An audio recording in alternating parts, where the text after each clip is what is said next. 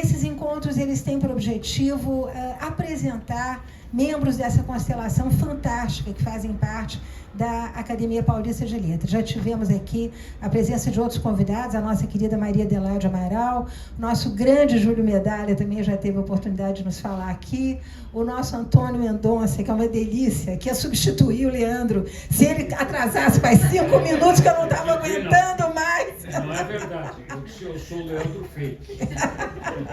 Inclusive que eu tenho cabelo. Mas, enfim, a ideia é sempre a gente conversar e mostrar quem está por trás dos livros, quem está por trás da poesia, quem está por trás da música e quem está por trás da influência, né? Essa palavra mágica dos dias de hoje, o nosso querido Leandro, que tem 10 milhões, é isso? 20 milhões? São alguns milhões. Só 10. É. Então, eu aceito, 10 milhões eu aceito. Leandro, então a ideia é realmente recapitular a vida de cada um, falar da pessoa por trás da obra. E a gente sabe que você nasceu em São Leopoldo, que é uma cidade que, se hoje tiver 300 mil habitantes, é muito, né? 250. Baixou. Depois que eu saí. E, enfim, imigração alemã, um pouco de índio, né, que sobrou ali, que os jesuítas não exterminaram totalmente. Conta pra gente rapidamente, como é que foi sua infância, Leandro? Quem foi a criança? O pequeno Leandro tinha apelido, jogava botão, jogava futebol, trepava em árvore ou não? Estava mergulhado já em livros e literatura desde cedo. Quem foi você, criança? Como é que foi essa infância na pequena São Leopoldo, de forte influência alemã? Muito boa tarde, eu quero pedir desculpas pelos meus 13 minutos de atraso, um erro muito terrível. Eu desci em Congonhas às 2h35 e minha agenda registrava 16 horas por um erro meu. Este foi o grande erro. E no táxi eu fui dar o endereço para o Uber, e aí acessei o e-mail da academia e falava 15 horas, minha agenda 16 horas.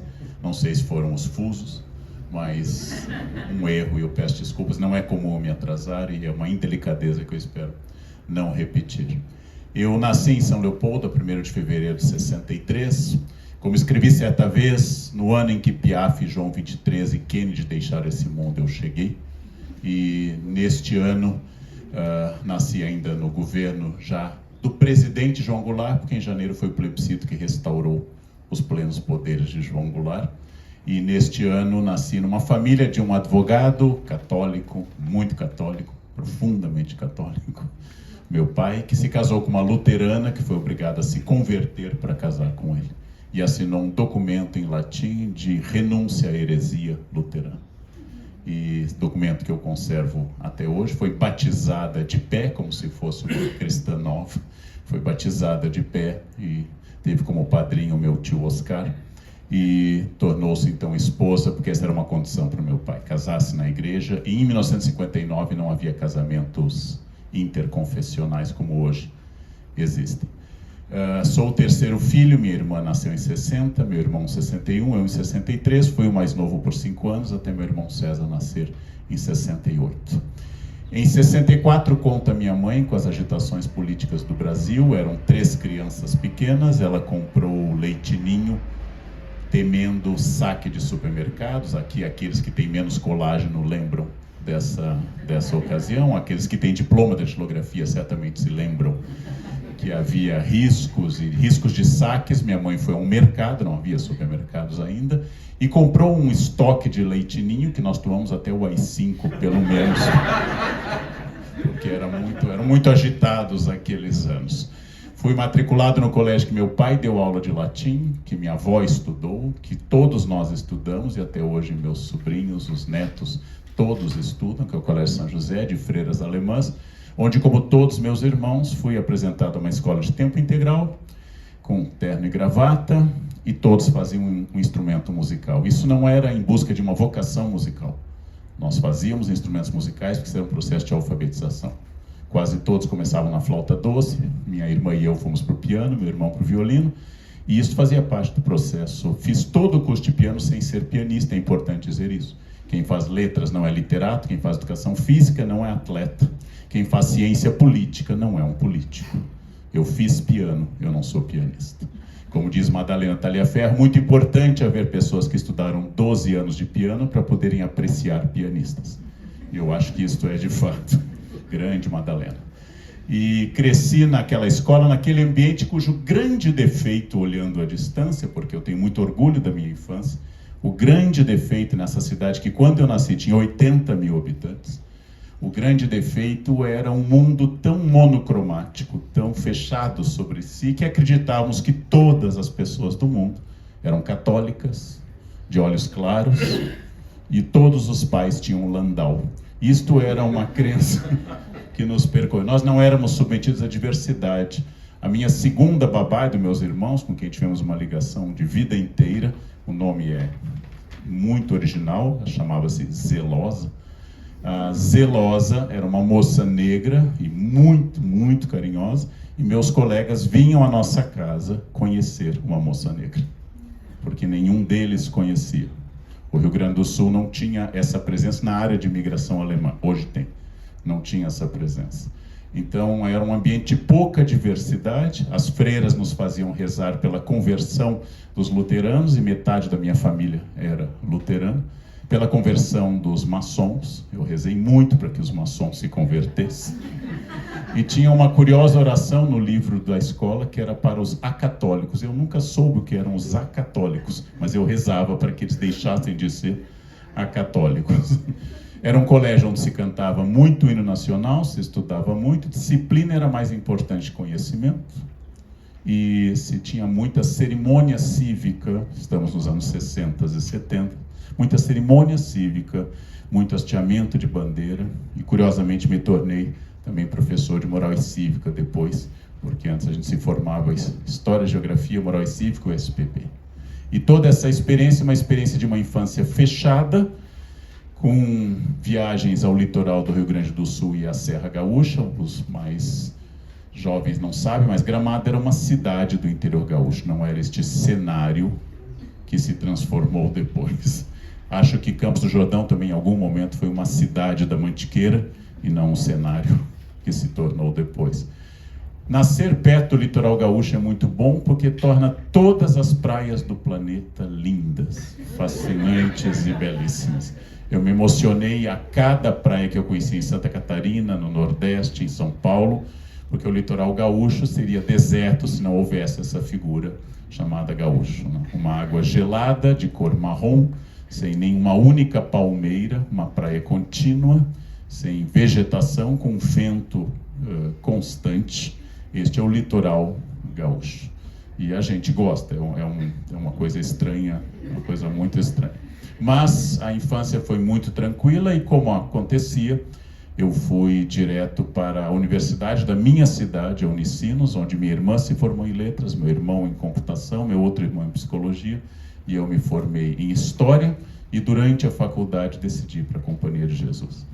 E eu era muito católico, fui coroinha, toquei órgão em missa durante muito tempo, e decidi virar jesuíta e fui fazer filosofia na Companhia de Jesus.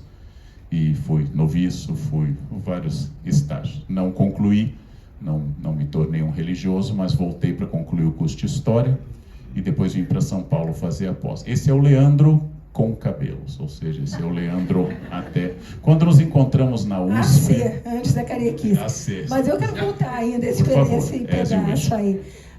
Então, Companhia, que você acabou também trabalhando muito, acabou, enfim, estudando muito sobre isso. Importante, por que história, né? Essa escolha? Algum mestre, algum professor mais importante?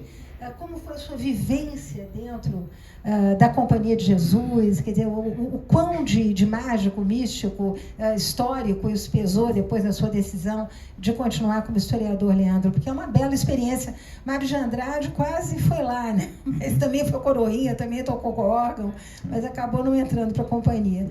Conta um pouquinho para a gente desse momento da sua vida, que deve ter sido importante. História, na verdade, eu quis me matricular primeiro no curso de filosofia, mas naquele ano ele fechou. Isso se chama em filosofia contingência.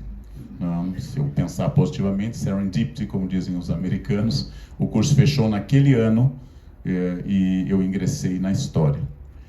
História porque eu tive bons professores de História, em particular um que foi curiosamente estive na banca de doutorado dele depois na PUC, o professor José Alberto Baltzeira, que além de um excelente professor, era ator.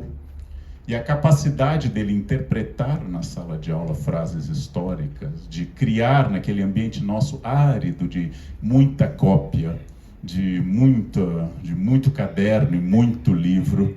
Naquela ocasião, eu acho que um professor que interpretava trechos de peças de teatro que ele fazia, inclusive. Então, eu o ouvi fazendo o Burguês Fidalgo, e ele dava o texto para a gente fazer o contraponto que ele sabia de cor e nós não. Foi ele que me mandou ler A Tempestade de Shakespeare, o primeiro texto de Shakespeare que eu li.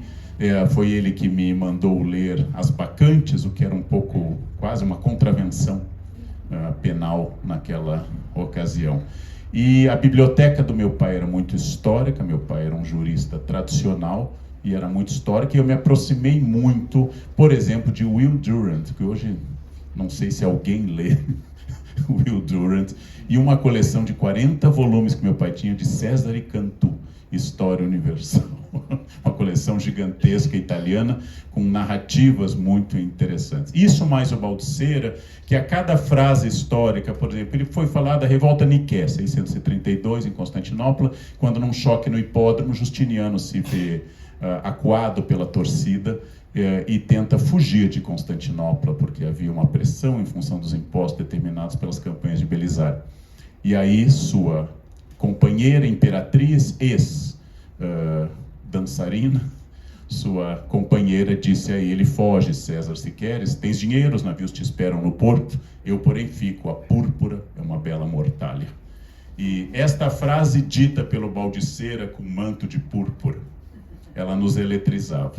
Os jovens não sabem, mas antes do iPhone a gente era eletrizado por narrativas. A gente era eletrizado por narrativas que nos prendiam a atenção.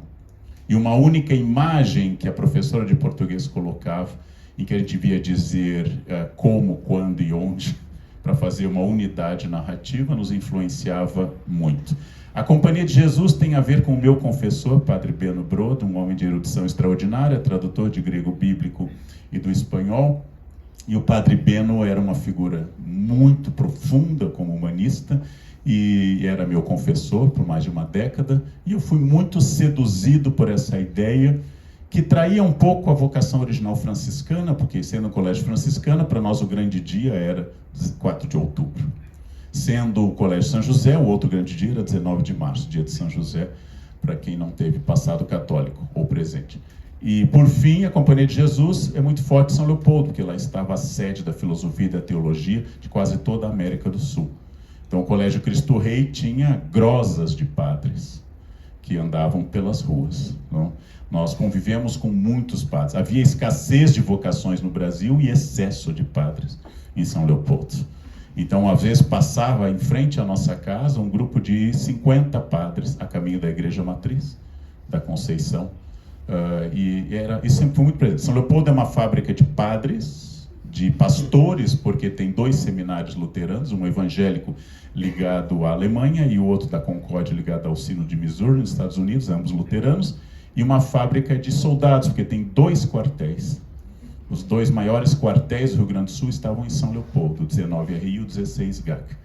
Então, nós éramos uma fábrica formadora de disciplina, padres, pastores e militares. Como eu disse uma vez em um texto, apanhávamos na infância, como todos, e achávamos natural, porque naquela época os pais batiam nos filhos, os professores nos alunos, o Estado nos dissidentes, e achávamos que isso era a ordem do mundo, éramos chantilly, bate que cresce, bate que vai crescendo.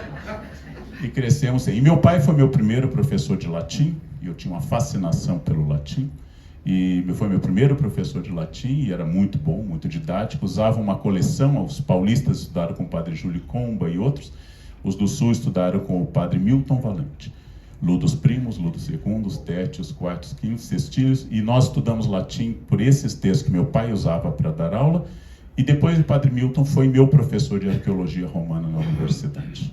Homem erudito e positivista, nos fazia desenhar o Fórum Romano e descrever as 12 colunas votivas de Focas e o que tinha em cada uma no Fórum Romano. E quando eu vou ao Fórum Romano e eu conto os detalhes do Fórum, como é que você sabe isso? Padre Milton Leite. Dotado que eu sempre fui de uma grande memória, a história também me seduzia. História, a Mary sabe melhor do que eu também, que história é o que tem o maior hiato entre o ensino médio e a faculdade. Porque quem gosta de história e vai para a USP ou para a Unicamp, o que estuda não tem nenhuma relação com o que o fez gostar de história no ensino médio. Então a gente não vai estudar para ver mais em detalhes Luís XV, a gente não vai para estudar mais em detalhes. A história começa com a dúvida sobre o que é fato, o que é documento, o que é verdade, hermenêutica. E quem se seduz pela história, pelos enredos, por exemplo, da corte Luís XIII, vai ter uma decepção profunda no curso. Nenhum professor é um narrador, em geral, no curso profissional de história. Nenhum conta a frase da imperatriz para Justiniano. Nenhum deles faz isso. Não, pelo menos não que é uma pena. O que é uma pena. O que é uma pena, porque obviamente teríamos outros talentos como você, né, se tivéssemos mais professores assim. Leandro, eu acho também interessantíssimo o fato de você ter dado aula como professor e depois aula numa universidade antes de vir para São Paulo. Sim. Isso é uma coisa importante, porque você guarda, eu diria, toda a inspiração dessa formação que você teve, não é mesmo? Sem dúvida. E sendo meu pai professor, minha tia professora, meu avô foi professor em seminário luterano, sendo uma família de professores, fazendo projeções, como diriam os psicólogos, para os professores, dar aula era uma coisa muito natural. Eu sei que vai parecer patológico, e é. Ao voltar da escola, às 5 da tarde, eu e a minha irmã brincávamos de dar aula um para o outro. E aos sábados brincávamos de missa. Até que meu pai interrompesse a brincadeira por considerá-la ímpia e agressiva, que a gente consagrava, a gente dava comunhão com vinho Peter Longo sob 2 espécies. E meu pai reprimiu esse impulso com fúria jansenista de zelo pela hóstia. Nós gostávamos muito da escola, eu sempre gostei muito da escola. A escola era um colégio muito grande, com pátios enormes, muitas imagens, e tinha um corredor do diabo na escola. Era um corredor no último andar, onde se contava que uma freira rezando recebeu uma visão do príncipe das trevas, que deixou sua mão sobre a Bíblia e correu. Então nós procurávamos onde ficava o corredor do diabo, e essa lenda urbana permanece até hoje na escola. Meu sobrinho, que hoje vai fazer 13 anos, estuda e procura o corredor do diabo. Mas ser educado por freiras faz, em primeiro lugar, que ao ver o filme A Freira de terror, a gente não tenha medo. Porque quando você convive com as freiras reais, as de filme de terror não são nada. Devo muito às minhas professoras, devo muito aos padres jesuítas, e ao entrar na Companhia de Jesus, a overdose de latim foi muito grande. Infelizmente, diferente do inglês e do francês, o latim é uma língua de prática diária. O latim só existe se você decompuser a frase nos seus modos e terminações, sendo uma língua sintética e sem artigos. Quando você para de usar o latim todos os dias, ele perde numa rapidez muito impressionante. É mais impressionante do que a habilidade dos dedos no piano. Então, é muito impressionante. Eu tenho um aluno que na Unicamp me procurou porque se interessou pelo latim. Eu dei a primeira aula para ele sobre declinações. Pedi para ele apontar uma coisa ali, ele apontou para o prédio, eu declinei a palavra e mostrei para ele o que era declinação. Esse professor hoje, Luciano Garcia Pinho, é professor de latim na Unifesp. Ele se entusiasmou, passou a estudar. E o latim dele é muito melhor do que o meu. Mas não é modéstia, é porque é muito melhor. E ele me fez uma dúvida esses dias, e eu tive que pensar muito, uma dúvida comum. Eu tive que pensar muito sobre a segunda declinação. O latim é prática. O latim é como forma física. Parou de treinar uma semana, você sente, parou 2, os outros sentem que você parou. E essa fascinação por livros, inclusive livros que destoavam da minha tradição. Por exemplo, meu pai tinha as obras completas de Eça de Queiroz, e eu comecei a lê-las em ordem, inclusive a correspondência, que eram os volumes finais. E me apaixonei por completo. Um autor anticlerical, e eu completamente católico. Como dizia uma colega minha de missa, eu era católico, beija-banco e lambe-cruz, porque Alguém que fazia adorações ao Santíssimo a noite inteira, de quinta para sexta, participava de procissões, puxava o coro da igreja, tocava órgão na igreja. Me apaixonei por essa de Queiroz. O Crime do Padre Amaro. Rico a relíquia. Imagine uma obra ímpia que acaba com o catolicismo português, né? Rico a relíquia, porque várias das beatas da igreja eram muito parecidas com a tia, né? Que é uma completa vaca, para quem lembra do romance, com o perdão da palavra. E o Crime do Padre Amaro também, apesar de ter um padre santo na obra, pelo menos um padre mais espiritualizado, o próprio Padre Amaro é um homem sensual no sentido negativo da palavra. E adorei isso. E adorei muito mais do que Machado. Machado era um fenômeno escolar. Machado eu descobri adulto. Machado, eu só vi que era um gênio quando eu era adulto. Eu odiei Machado no ensino fundamental e esse ódio se transformou em visceral no ensino médio. Todo ano tinha prova sobre um texto Machado e eu achava... Hoje eu amo Machado. Ou seja, os clássicos, como Machado, Cervantes, eles aguardam a nossa maturidade. Os clássicos não são invasivos. Um dia eu sou eu, você que vai ter que me alcançar. E hoje, lendo o Alienista, Missa do Galo, A Igreja do Diabo, A Cartomante, eu hoje fico aterrado com o talento desse bruxo do Cosme Velho. Mas continuo com essa. Inclusive um romance que os especialistas em essa não gostam, porque ele não revisou, o último de 1900, que é As Cidades e as Serras. Eu amo Jacinto, o príncipe da Graventura, aquele que sofria, como eu disse ao meu colega de palestra hoje de manhã no Rio, sofria de excesso, sofria de abundância, tinha tédio porque não tinha falta. Faltava-lhe ferida narcísica, usando a expressão de Paulo, faltava-lhe o espinho na carne. Que delícia, que bonito esse trajeto todo. Agora conta um pouquinho pra gente como é que você vem para São Paulo, porque foi quando nos encontramos na USP, aqueles corredores sombrios, fazendo fila, tendo que puxar o saco dos professores para ter uma bolsa ou ter uma vaga. Não era nem bolsa, a bolsa vinha bem depois, mas é ter uma vaga na pós-graduação. Foi quando nos encontramos, você foi orientando uma grande professora, que vale a pena a gente nomear aqui. Nós temos colegas aqui da USP presentes hoje, que foi a Janice Teodoro, especialista em História da América, e você entrou direto com ela para fazer o pós, né? Você não fez, como eu, o curso de pós, nós entramos para fazer a tese direto, né? Bem, de novo a contingência, o acidente, aquele crochê, aquele macramê entre o destino e as escolhas. Entre virtude e fortuna, se eu quiser citar o Maquiavel, que é do príncipe, não é o pequeno príncipe. Eu tenho dito isso com frequência para as plateias, para distinguirem Saint-Exupéry de Maquiavel, dois grandes autores, mas diferentes. Quem diria que na idade madura eu ficaria dizendo que a Terra é redonda, vacinas funcionam, e Maquiavel não escreveu o Pequeno Príncipe. A minha geração não tinha ainda a Lei 5692, nem a 7044, que regem o ensino posterior. Eu entrei na escola para alfabetizar aos 5 anos de idade. O resultado, eu fiz vestibular com 16. E o resultado, eu entrei na faculdade com 17. E estudei muitas disciplinas, tinha todo o tempo para isso, e todo o apoio, e eu me formei em História com 19. Então, fui concursado pelo Estado do Rio Grande do Sul, comecei a dar aula no Estado do Rio Grande do Sul, e 2 anos depois comecei a dar aulas na faculdade, convidado pela Universidade do Vale do Rio dos Sinos, a dar História do Pensamento Humano, Lógica Formal, e dar também História Medieval. E passei a ser professor universitário. E eu estava feliz porque eu era concursado no Estado. Eu era professor universitário muito jovem. Eu usava um chapéu de feltro do meu pai e um sobretudo para parecer mais velho. Porque a primeira vez que eu pisei como professor universitário eu tinha 22 anos e a média dos meus alunos do noturno eram mais velhos do que eu, e eu era inseguro. Quem me dera hoje pisar na sala com 22 anos. Hoje eu tenho que parecer mais jovem para eles não... Então o resultado eu comecei a dar. E o futuro estava traçado, porque morando em casa eu não tinha despesas.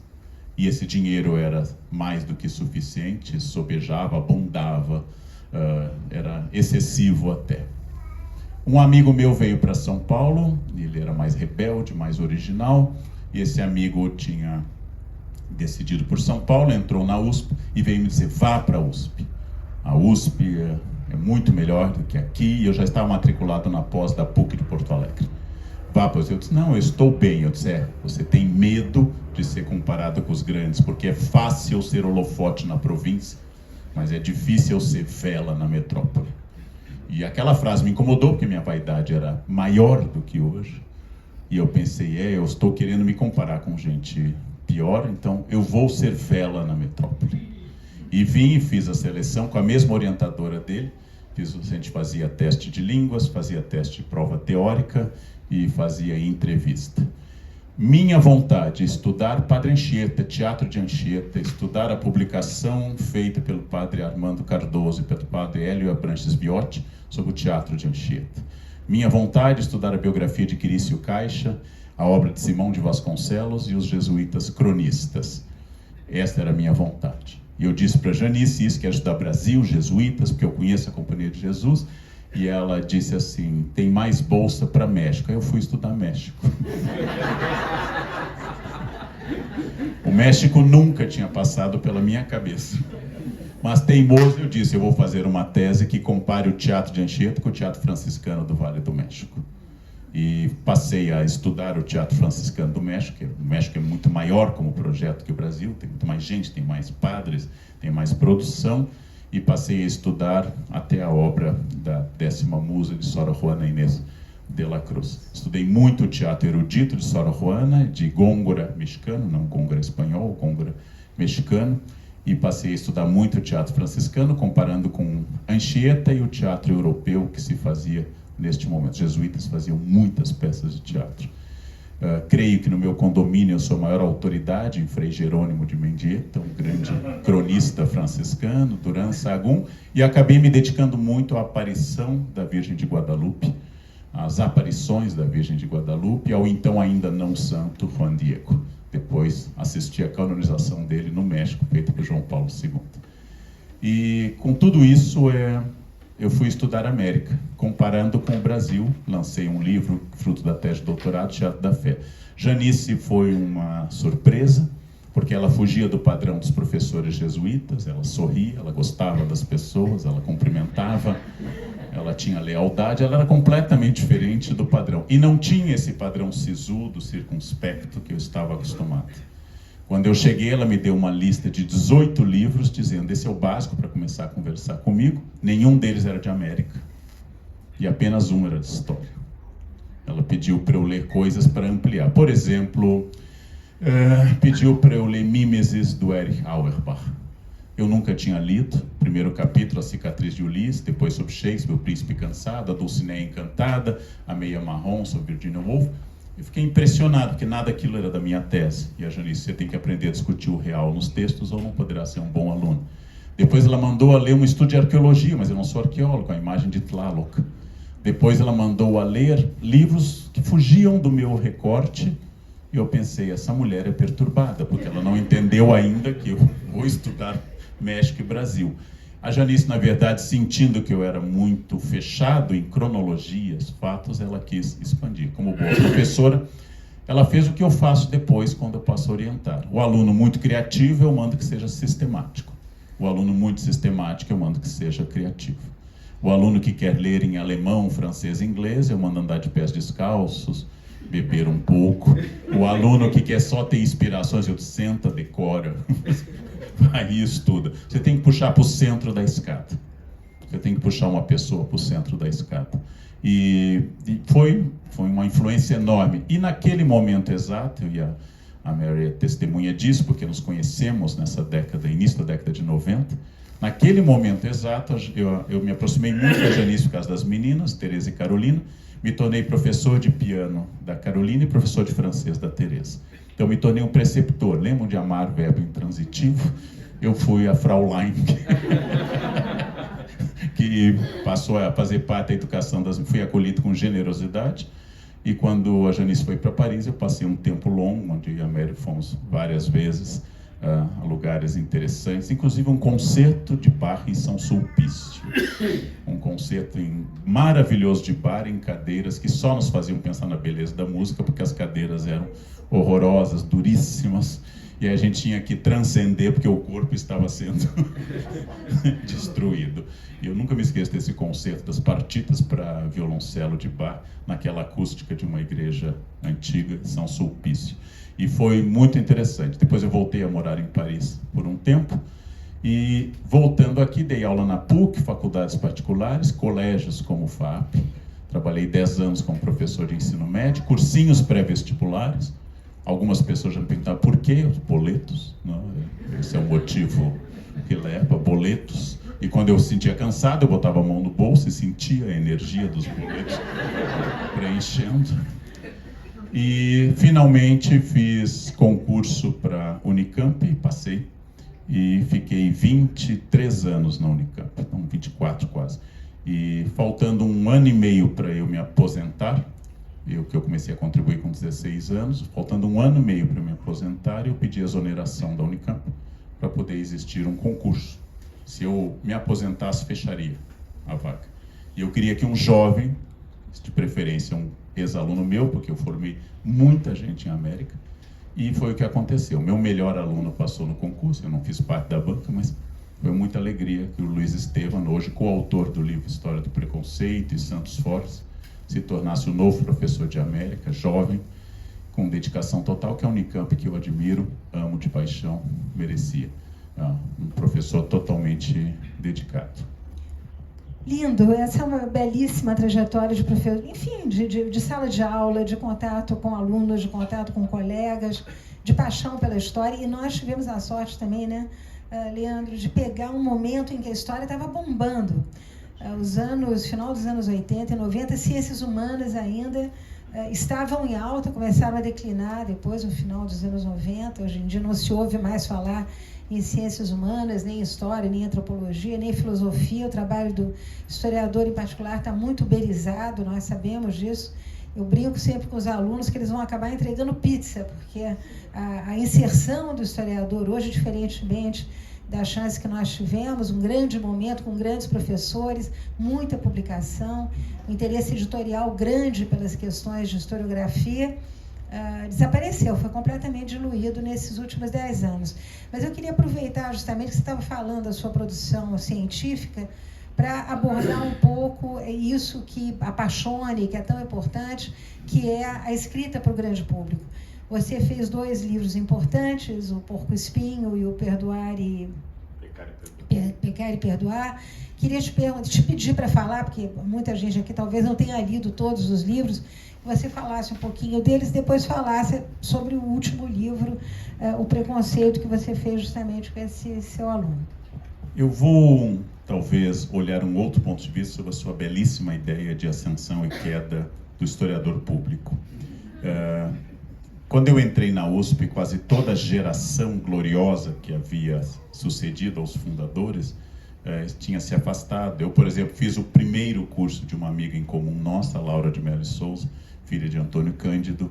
Eu peguei cursos do professor, por exemplo, que escreveu Orfeu Estático na Metrópole, Nicolau Sevchenko. Fiz o segundo curso dele na pós. Era uma nova geração.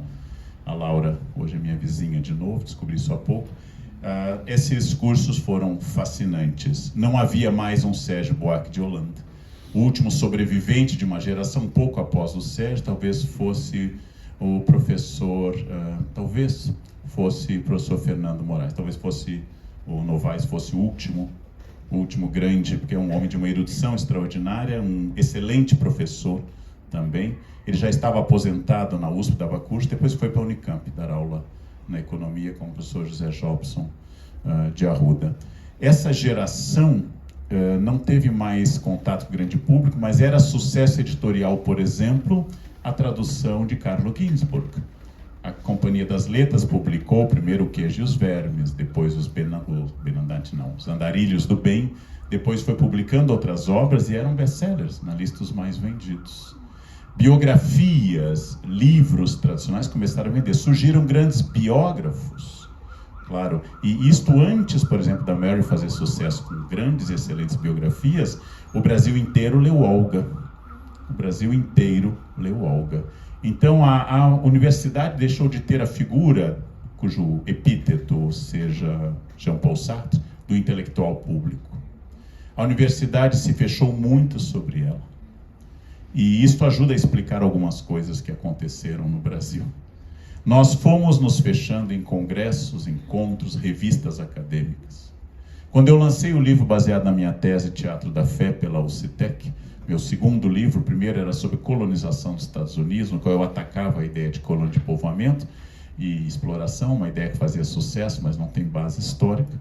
Quando eu comecei a lançar livros mais acadêmicos, como Teatro da Fé, eu descobri que o livro vendia 20, 30 exemplares por ano. E a edição de 3.000 exemplares levaria decênios para se esgotar. E eu ia ao Congresso da AMPU em Fortaleza, eu ia ao Congresso de uma associação de historiadores da América, se reúne ora na Europa, ora aqui. Então fui a Cracóvia, fui na Polônia, eu fui à cidade universitária de Uppsala, na Suécia, eu fui ao interior do México, e lá a sala tinha todos os outros especialistas em teatro franciscano. Éramos 4. E falávamos uns para os outros, historicamente. Então nos encontrávamos, aí o outro mostrava, eu estou trabalhando com o Alto do Divino Narciso, de Sora Juana Inês de la Cruz, ficamos analisando a obra de Otávio Paz, as armadilhas da fé, as trampas da fé, e eu comecei a descobrir que eu estava dentro de um círculo muito pequeno, de pessoas que falavam uns para os outros. Não era ruim, mas era pouco. Quando eu lancei outros livros, quando eu lancei paradidáticos, um sobre o Oriente Médio, fruto da minha primeira viagem a Israel, depois lancei um paradidático sobre Guerra Fria, eu descobri que eu podia vender 60, 70 mil exemplares.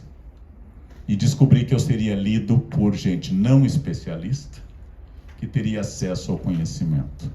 Tal como a Mary fez uma brilhante carreira acadêmica numa excelente universitária e com formação na Europa, o caminho estava garantido, asfaltado e algo monótono.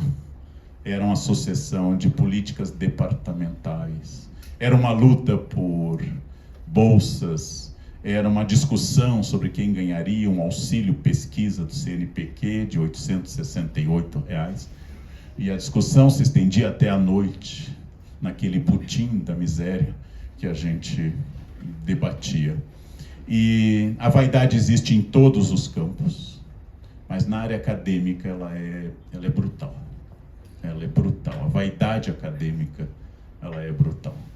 E esse nosso gueto foi se fechando bastante, e de fato o furo desse gueto foi dado por pessoas como a Mary, que passou a não apenas pesquisar história imperial brasileira e personagens femininas, mas começou a frequentar Jô Soares e falar da sua história das mulheres no Brasil, no Jô Soares. E o grande público descobriu que um conceito, um recorte de gênero, poderia ser tornado alvo de história.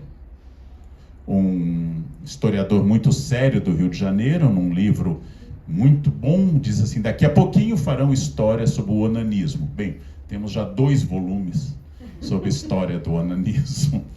E uma vez eu debati com esse historiador, ele me falou que atacava isso, que ele está estudando outras coisas, e eu disse que, como diz Marc Bloch, no seu métier d'historien que ele fez em campo de concentração antes de ser assassinado pelos nazistas, o historiador é como o ogro da história, sentindo o cheiro do humano, ele vai atrás.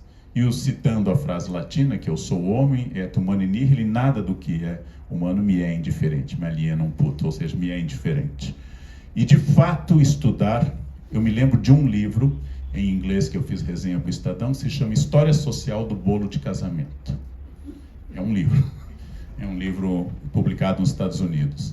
O livro parece irrelevante, História Social do Bolo de Casamento. Mas o autor conclui que no século XVIII os nobres têm um empregado para cortar o bolo de casamento. No XIX o homem corta sozinho o bolo de casamento. E no XX homem e mulher cortam o bolo de casamento. E no ato de cortar o bolo de casamento tem uma transformação da concepção de trabalho e de família. A intimidade, a masculinidade, como a gente lê na história da vida privada, na Europa com Felipe R.S., no Brasil com Fernando, com a Laura, quem mais que organiza no Brasil? Você, Isa. Muito bem. Então nós vamos vendo que visitas a cemitérios são alvo de uma historiografia. E as pessoas começam a perceber que é possível estudar história de forma interessante. E não apenas pelo sabor anedótico do fato ou pelo caráter passageiro do evento, essa história, eu nunca sei como traduzir evenementiel, acontecimental. Factual, isso, factual. Não é só por isso. Quando eu li o livro da Mary sobre a Condessa de Barral, eu não apenas notei hábitos da intimidade, mas notei intersecções entre essa nobreza brasileira e a família de Luiz Felipe, questões relativas aos hábitos cotidianos do imperador tímido, que devorava sua canja com uma rapidez extraordinária. Eu coloquei a calça de Dom Pedro II, eu fiz uma exposição sobre ele ao meu lado, ele tinha 1,90 m, 91, né? E a calça dele batia aqui. Ele era um homem alto, de voz fina, precocemente envelhecido, e, como diz um dos seus grandes historiadores, né, o choque entre Pedro de Alcântara e Pedro II, o choque entre a figura e a personalidade, ou aquilo que diz um biógrafo de Luís XVI: quando chegou a Revolução, a França precisava de um rei e no trono só tinha Luís XVI. Então, este é um dos dramas da história. No momento de crise, nós não temos os grandes heróis épicos, né? Nós temos pessoas um pouco mais frágeis, como Nicolau II, ou Luís XVI, ou Carlos I, no caso da Inglaterra. Então, acho que pessoas como a Mary, que pertencemos à mesma geração, mas a Mary atingiu o grande público um pouquinho antes, começaram a mostrar ao grande público o prazer do conhecimento. E o público brasileiro ainda, usando a frase de um modernista brasileiro, a massa ainda vai comer os finos biscoitos que eu produzo. E eu acho que falta, em primeiro lugar, gente da academia boa que escreva bem. E que não coloque o objetivo desse trabalho é analisar as contradições da inflação da prata no Peru do século XVII. Gente que comece, como um livro que eu amo, vou citar, América Complemente, por exemplo, Guilherme Marechal, gente como Leroy Ladurie, sobre cátaros e católicos, gente como Guilherme Marechal, em que Duby fala como morre alguém. Tem a morte curial, a morte religiosa e a morte familiar. Como morreu Luís XIV, tem uma morte curial, a corte passa na frente dele. Tem uma morte religiosa, ele vai ser confessado. E tem uma morte familiar, as grandes de França, as princesas de França ficam ao seu redor. Então, essa tripla morte de um soberano, isso junta com teorias de Norbert Elias sobre a sociedade corte, sobre o processo civilizatório e o valor da etiqueta. Por que é que existe uma etiqueta? Porque a vida tem que ser ritualizada, teatralizada, a vida tem que ser transformada em algo fascinante que o homem comum não faz. E até hoje a etiqueta, como nós vemos no diário da princesa Palatina, que casou com o irmão de Luís XIV, Felipe, o irmão homossexual de Luís XIV, e se casou 2 vezes, a princesa Palatina fala dessa etiqueta, que mostra como a corte é um lugar distinto, como as pessoas são diferentes. E isto era uma forma de ter acesso e justificar esse poder com seus ritos, suas características. A burguesia do 19 inventou a intimidade, inventou o lar retirado, roupa suja se lava em casa, enquanto que no antigo regime nem se lavava roupa suja e nem havia uma noção de lar fechado. Toda a vida era pública praticamente. Então, isso. E aí vem o nosso mundo, o mundo da internet, que nós voltamos ao antigo regime sem a formação da nobreza. Tudo é público, tudo é publicado, tudo é fotografado. Ontem eu participei com outra pessoa extraordinária dessa Academia de Jamila, de um café filosófico em Campinas, em comemoração aos 20 anos do café filosófico. Quando eu desci do carro, a câmera iluminou o carro e eu fui acompanhado pela câmera descendo do carro. Depois eu fui para o camarim e comecei a passar lenço no rosto, porque eu tenho pele oleosa, eu sou o terror das câmeras de televisão, eu sou o farol de Alexandria, careca e com pele oleosa, a luz ilumina quilômetros. Eu comecei a passar e a câmera me filmando, passando o lenço na careca. E eu disse para ela, olha, o café é sobre desigualdade e o debate da desigualdade. Não? Então não tem que filmar tudo. Aparentemente hoje, você tem que filmar tudo. E eu acho que essa percepção, eu fiz aqui um breve arrazoado de um pouco de história das mentalidades, história cultural, história das sensibilidades. Essa discussão, ela é possível de ser feita por historiadores, e a Mary fez muito bem em diversos livros, que trouxe a figura da mulher, a figura das relações. Fala dos seus livros, a gente está interessado nos seus livros. Não, nós estamos interessados em tudo. Tudo. Conta um pouquinho desses dois livros seus, para depois nós falarmos sobre o livro do preconceito, que me parece de grande importância. Eu fiz um livro que vendeu muito pouco, e eu tento entender por quê, sobre os mais importantes santos brasileiros. Eu sou um especialista em hagiografia, na ciência dos santos, e tenho um prazer enorme na leitura hagiográfica da Legenda Áurea, das obras bolandistas e assim por diante. E sou uma pessoa que tem consciência que eu acordei ontem, é dia de São Lucas, e eu tenho que cumprimentar meus médicos. Não? E eu tenho essa consciência geográfica permanentemente. E eu lancei Santos Fortes junto com o Duda.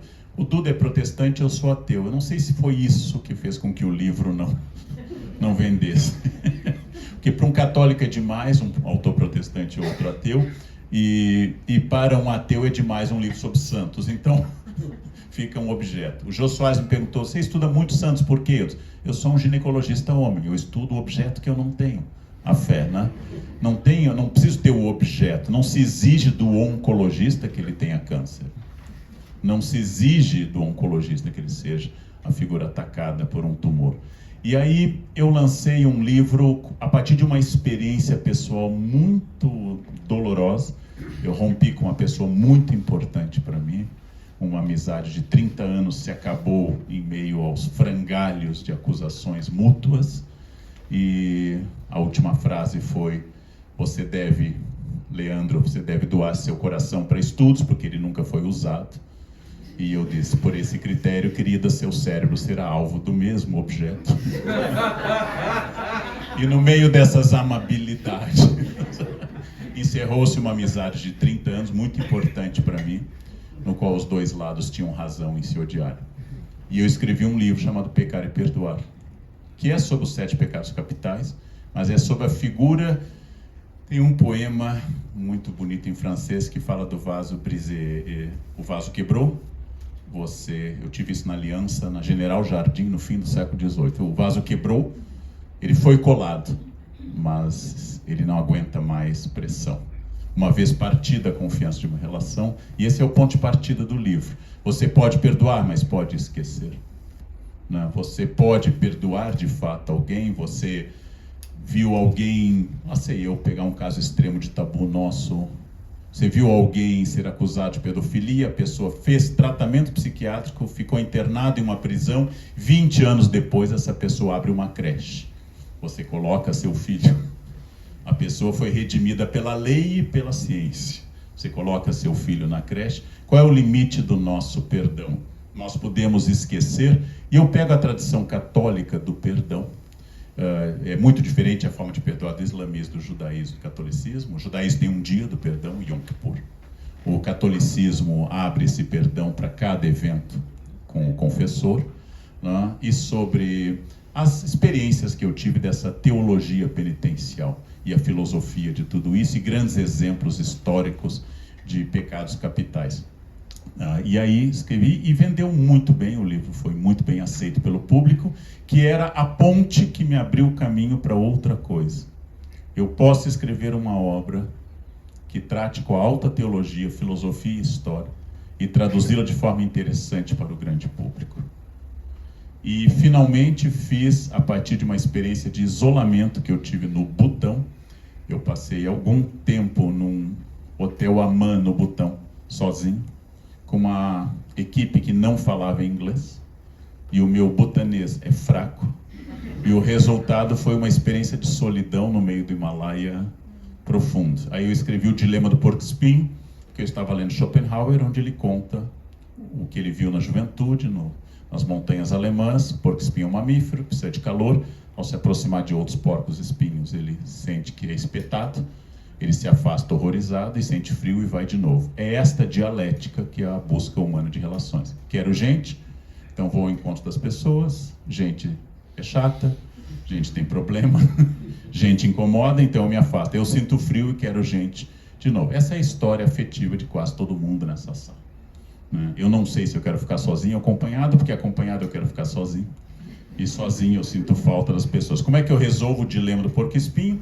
Eu fui buscar de um teólogo alemão que migrou para os Estados Unidos o conceito de solitude, que é um neologismo de uma solidão transformada em reflexão. Uma solidão acompanhada de livros, de música e de autoconhecimento. E aí fui falar dessa solidão que Aristóteles nos garante que quem é capaz de ficar sozinho ou é um deus, ou é uma fera, ou é um animal, ou é um deus. Quem é capaz de ficar sozinho. E terminei o livro e, curiosamente, logo em seguida fui visitar os mosteiros de Meteora, na Grécia, onde os monges se isolam no alto de montanhas e às vezes fazem voto de silêncio ou têm a prática do exicasmo, que é a meditação sobre o próprio umbigo, de passar meses e anos sem pronunciarem uma palavra. E naquele silêncio eu refleti muito e o resultado foi o livro O Dilema do Porco-Espinho. E começando a polarização do Brasil, eu comecei a dizer, precisamos fazer uma história do preconceito, porque há bons livros no Brasil sobre racismo, inclusive da nossa amiga Djamila, há bons livros sobre misoginia, como os seus, mas está faltando uma história geral do preconceito, de onde vem. E me ocorreu uma ideia um pouco estranha para começar esse livro, que eu comecei quando começou a pandemia. Fiz uma reunião com a Lili e com o Luiz Schwartz, e quando começou a pandemia eu pensei, se o preconceito é tão forte, tão universal e tão presente, tem que trazer algum benefício para o preconceituoso. E eu fui em busca de uma coisa nova nesse livro. O que sente de bom, apesar de ser equivocado o preconceito, o que sente de bom o preconceituoso quando ele exerce o preconceito. Então eu fui buscar, claro, não a justificativa do preconceito, que seria um absurdo, um oxímoro, mas o que sente o preconceituoso de benefício quando ele exerce o ato preconceituoso, consciente ou inconsciente. E o resultado, um livro de 400 páginas chamado Preconceito, uma história da Companhia das Letras, que chega ao mercado amanhã. Ele teve pré-lançamento no MUBI, e tanto. Aí, naturalmente, eu não tenho lugar de fala para todos os preconceitos. Nós precisaríamos ter uma equipe maior, mas nós buscamos depoimentos de pessoas de vários tipos. Isso me fez explorar coisas que eu nunca tinha imaginado que existissem de fato. Por exemplo, vou dar apenas um exemplo da minha ignorância. Eu fui entrevistar longamente uma pessoa que tinha a identidade de gênero fluida. Ora acordava com sentimentos de mulher, ora acordava sentimentos de homem, e às vezes variava ao longo do dia. E é uma pessoa absolutamente produtiva, equilibrada nas suas duas formas, que aliás tem 2 nomes. Então, eu estava fazendo a entrevista e disse, não, agora meu nome é esse. E olhando de longe, tudo que a gente olha de longe parece patologia, mas olhando de perto é muito interessante, porque foge muito ao que eu compreendo da natureza humana, ou do que eu não compreendo. Então eu tive que descobrir coisas, inclusive a interseccionalidade, quando eu fiz uma longa entrevista com um menino que é judeu, gay, cadeirante. Então falamos sobre interseccionalidade. Ele sofre antissemitismo, ele sofre capacitismo e sofre homofobia. Eu disse, está faltando vitiligo para você fechar o coisa. Então fomos trabalhar 5 preconceitos apenas, porque são centenas. Trabalhamos a misoginia, que no livro nós classificamos como o mais antigo, o mais estruturado e o mais formador de outros preconceitos. O ódio às mulheres é universal. Ele vai da Bíblia às tradições japonesas. E depois trabalhamos preconceitos LGBTQIA+, trabalhamos preconceitos sobre corpo, trabalhamos preconceitos de xenofobia, também, bastante. E aí deixamos de lado, gente, muitos preconceitos. Por exemplo, eu gostaria de escrever muito sobre preconceito linguístico, sobre o uso da gramática como fonte de humilhação, sobre o uso do sotaque como fonte de humilhação.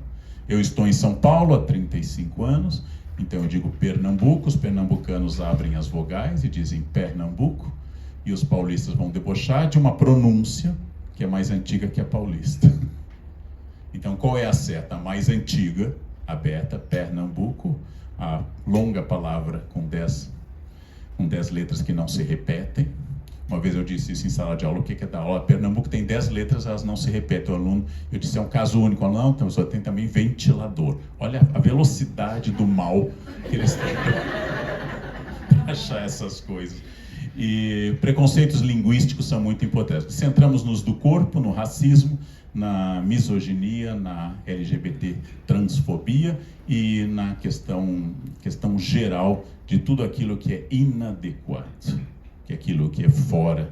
E tive que aprender muito, inclusive a sigla completa LGBT, que hoje tem 17 letras, inclusive um número 2, Two Spirits. São as pessoas que nas comunidades indígenas americanas representam a encarnação de um homem e uma mulher no mesmo corpo.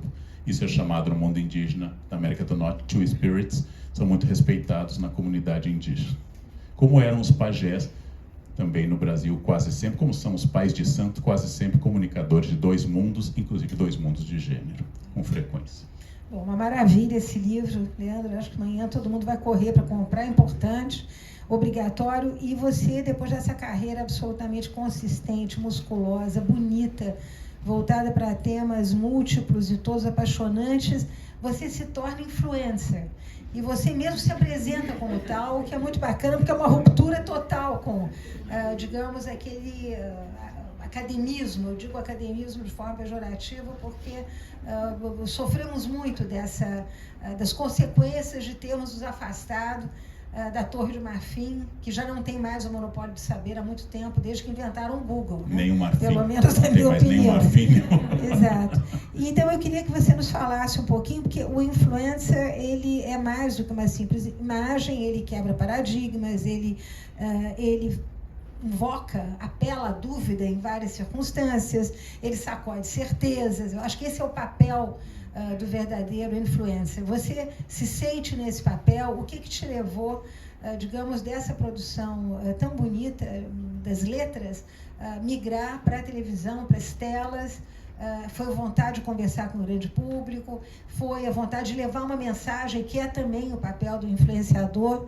A gente sabe que, etimologicamente, a palavra influencer é penetrar, se insinuar, quer dizer, insinuar ideias, penetrar com propostas novas. Você se sente nesse papel? O que te levou para o outro lado? Então, se fosse muito sintético, eu diria que a grande vontade do influencer nasce da vaidade. É a vaidade que me move, é a vaidade que me impulsiona, foi a vaidade que me fez procurar as redes, é a vaidade que me faz cultivar e estabelecer estratégia para manter esse vínculo.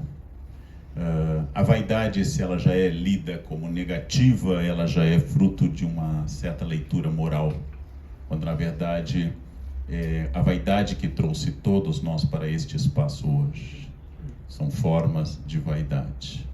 Então, a vaidade está presente até na falsa humildade, quando eu digo, por exemplo, que eu sou a pessoa mais humilde de todas. Então, comparada com todos, eu ganho o primeiro lugar da humildade. Eu contei uma vez uma pequena historinha, que é de Flaubert, um anticlerical também, que pega a história medieval de qual dos santos? Não é São Pedro Venerável, São Dionísio, São Pacômio. Ele pega a história Santo Antão. Isso, eu estava procurando a lista dos santos do deserto. Santo Antão do deserto, tem vários Santo Antões.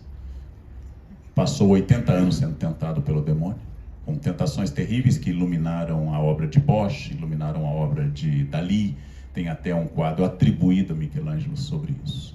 Santo Antão era levado, ia deitar na sua esteira no chão, aparecia uma mulher nua, sensual, debaixo da esteira. Ele ia fazer jejum, as comidas mais maravilhosas caíam do céu. Ele ia rezar diante do crucifixo e uma mulher nua parecia pregada à cruz.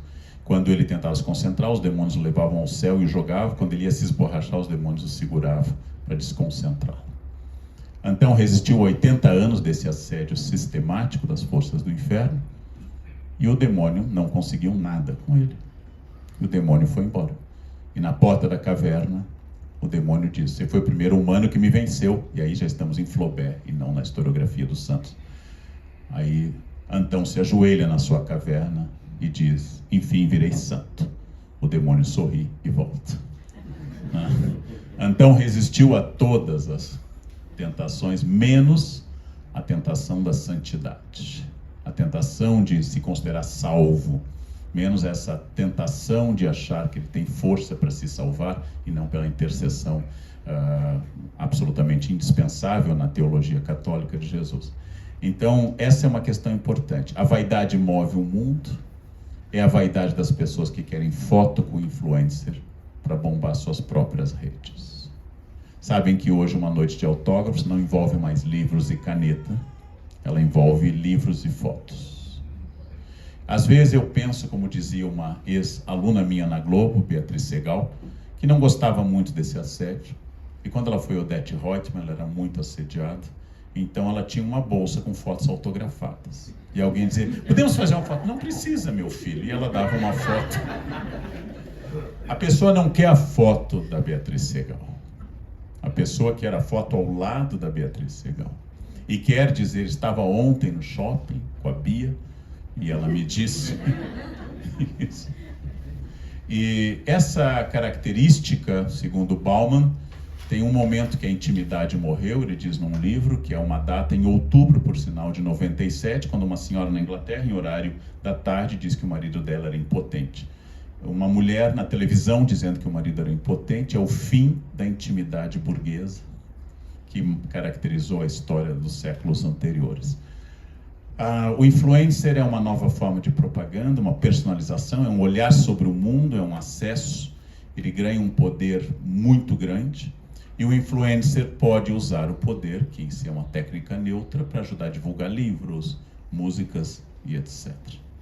Então, isso significa que as pessoas buscam, é como um jogo recíproco entre as luzes, buscam essa luz para também se iluminarem, porque hoje ser esquecido, hoje ser apagado, hoje ser deletado das redes é a pior das mortes, a morte do esquecimento.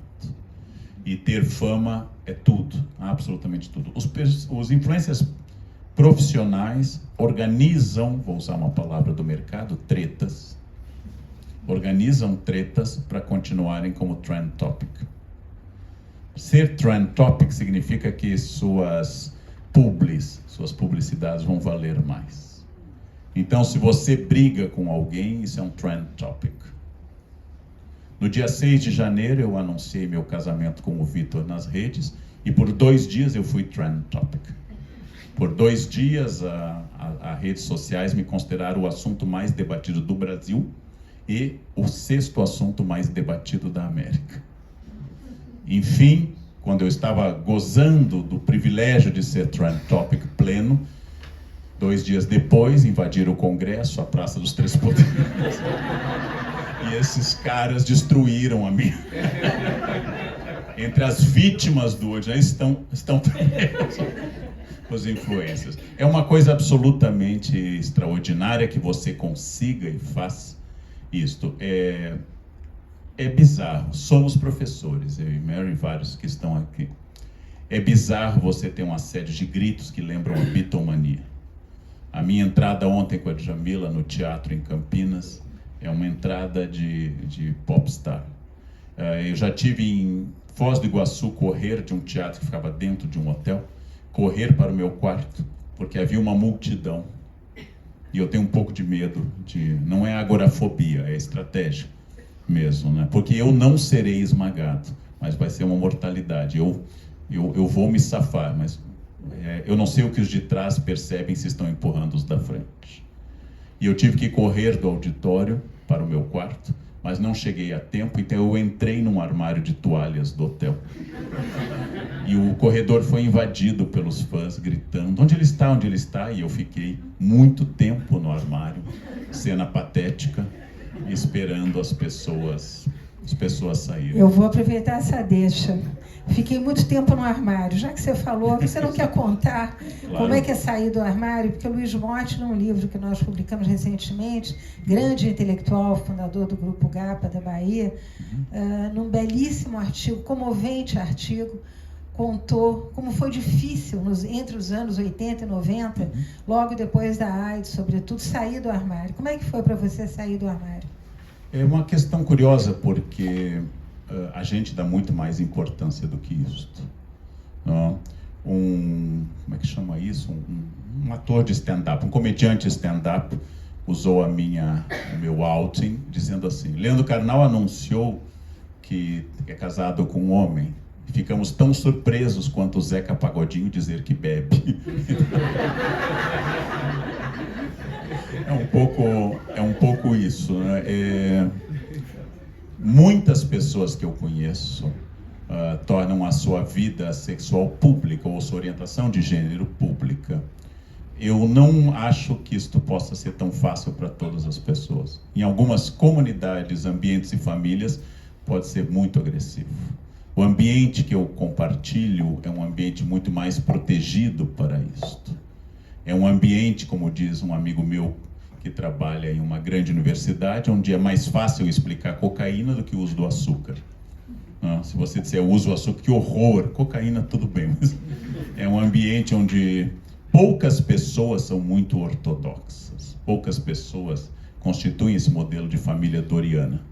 Então, há muito tempo, a academia é um pouco mais livre do que isso. Há ambientes onde esse outing pode custar um preço muito alto. E há ambientes e sociedades onde pode ser fatal. Então, eu não faço nenhuma catequese sobre isso. Eu gosto muito da passagem de Eclesiastes 3, tudo tem seu tempo e sua hora. Até os 30 anos namorei mulheres e tive encontros extraordinários, ainda que eu soubesse de várias coisas já. Mas até os 30 namorei mulheres e depois me abri para a experiência. Nunca escondi da família, nunca escondi dos amigos, nunca escondi de quem fosse importante para mim as pessoas que eu namorei. Nunca escondi. E sempre foi um grande conhecimento. Fui casado com um astrólogo, eu sou cético, mas tudo que eu sei de astrologia nasceu desses 5 anos. Depois com um estilista de moda, bastante famoso. Depois casei com o Vitor, que é cantor, ator e formado em filosofia. E tudo isso foi um procedimento muito rico. Nunca escondi de ninguém. Todo mundo que esteve ao meu lado foi para a casa dos meus pais. E foi um aprendizado para todo mundo. Foi um aprendizado para todo mundo.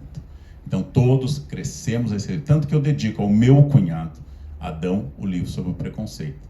Porque o Adão que eu conheci na década de 80 era um gaúcho clássico, cheio de preconceitos de toda espécie, inclusive homofobia. E o Adão de hoje produz camisetas, faz campanhas contra preconceito e as melhores amigas do casal, minha irmã e meu cunhado, são 2 moças lésbicas. E o Adão se permitiu se transformar. E eu dedico o livro do preconceito à perfectibilidade dele. Esse conceito que está lá em Rousseau, no Tratado da Desigualdade, a perfectibilidade, que eu sei que eu não sou perfeito, e eu, Leandro, aprendi há 2 anos sobre gênero fluido, que eu não conhecia. Eu vou dar às pessoas a chance delas... E hoje eu sei que alguém que tem preconceito, apesar dele ser, às vezes, inclusive, um ato criminoso, é uma pessoa que está expressando a dor dela e não a minha. Então, como eu tive que dizer a um amigo muito conservador que me disse, eu sou contra o casamento gay. Eu disse, então, se for pedido em casamento, imediatamente recuse e diga que você não quer, caso alguém... Me lembro de uma amiga que foi ao MASP com o marido durante a parada gay, e o marido é um americano, e ela se sentiu muito mal, porque havia milhares e milhares de gays passando pela Paulista, e ela querendo chegar ao MASP, e ela disse, ali, meu marido, eles pegando, eu conheço o marido dela, e conheço os gays. Acho pouco provável que algum gay estivesse tão desesperado naquela oferta de gente jovem e bonita em relação. Mas acho simpático uma esposa considere o seu marido alvo desse... O preconceito sempre nos revela. O preconceito, como diz um homem que eu acho que a minha geração leu muito, Mestre Eckhart, o preconceito sempre, a dor sempre nos revela e sempre nos traz quem nós somos para os outros. Então, cuidado, como diria um psicanalista, com quem você ataca, porque você vai se revelar nesse ataque. Leandro, você acabou de falar do seu cunhado que era assim, ficou assim. Só para terminar, porque você deve estar cansado das viagens, e o nosso horário aqui também daqui a pouco termina. Eu tenho mais uma palestra à noite, eu vim do Rio. Ontem eu saí meia-noite de Campinas com a Djamila. Que loucura. Querido, não, só para te perguntar exatamente isso, quer dizer, como é que era o Brasil que você viu e como é que é o Brasil que você vê? O que aconteceu nesses anos todos? O que você sublinharia, digamos, como dados de mudança, de transformação? Porque nós, historiadores, não tratamos só de tempo, tratamos também de transformações. Fazer o que nós chamávamos antigamente ensaios de ego-história, né? De ego-histoire, que a gente aprendeu bastante. Tal como eu, a Mary é muito ligada à tradição francófona da história e a história dos Annales de Marc Bloch, Lucien Febvre, a segunda geração, com Fernand Braudel, a terceira geração, com Jacques Le Goff, que eu conheci por causa do nosso amigo Hilário Franco Júnior, orientando dele, conheci num subúrbio de Paris, um banlieue, subúrbio é feio, né? Um banlieue a Paris. E nesse caso, o mundo se transformou, mas é muito difícil eu responder, porque no mesmo momento que eu, filho da classe média, católica, bem-sucedida, beneficiado pelo milagre econômico, na década de 70, ou pelo menos até 74, é uma experiência distinta de um camponês do interior do Pará. E é uma experiência distinta de um cidadão cosmopolita. No mesmo momento que eu adorava o Santíssimo, Leila Diniz botava biquíni grávida. Eram dois mundos que não se comunicavam, nem o meu ostensório, nem o biquíni da Leila Diniz. Então, como eu vi a transformação, a partir do ponto de vista de um provinciano, cercado de cuidados, sem grandes medos, a cidade que eu cresci se brincava à noite na calçada. Não, e não havia crimes visíveis naquele espaço. Sem grandes medos, sem grandes penúrias, sem grandes faltas, vivíamos uma ideia, inclusive inflamada, de um certo nacionalismo que nos era insuflado no colégio, cantando hinos, inclusive hinos militares na escola. Não? Lembro-me de fazer cânon com músicas militares. Esse era um mundo muito religioso, onde nós tínhamos uma colega, uma única colega, Agnes, filha de pais desquitados. E a coitada da Agnes não sabia que as proparoxítonas levavam acento, e por isso a freira dizia, mas ela é filha de pais desquitados. E a Agnes tropeçava nas frações impróprias, de denominador distinto, e a freira dizia, também, né? A família... Quando eu fui dar aula num colégio tradicional de São Paulo, muito curioso, eu era coordenador do Colégio Santo Américo, beneditino à tarde, e de uma escola judaica pela manhã, na Padre João Manuel, o IAVN. E quando eu fui dar aula, eu percebi que no Santo Américo, metade dos alunos vinham de lares refeitos em novos moldes. E eu percebi que os alunos com 3 ou 4 casamentos, com meio irmão de vários casamentos, esses alunos eram mais hábeis politicamente. Porque conheciam várias gramáticas familiares, jogavam um contra o outro e tinham uma imensa habilidade. Eram alunos mais Talleyrand, mais realpolitik. E esses alunos eram mais hábeis. Eu pensei na pobre da Agnes, que teve pais separados na época errada. A primeira coisa que se transformou foi a nossa lei do divórcio na década de 70, senador Nelson Carneiro. Se transformou o nosso ideal de família, que nunca foi aquela família. Isso era uma construção, mas funcionava... na discreta fusão entre significado e significante, pelo menos para a grande imprensa. Para a grande imprensa.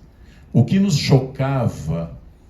chocava na televisão era Amaral Neto, repórter.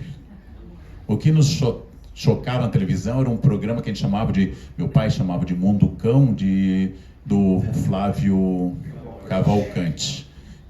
O que nos chocava, o tipo de gay que aparecia na TV era Denner, que era discretíssimo, tinha filhos, como Oscar Wilde, que comprova que quem tem filhos não é gay, né? Oscar Wilde, Denner.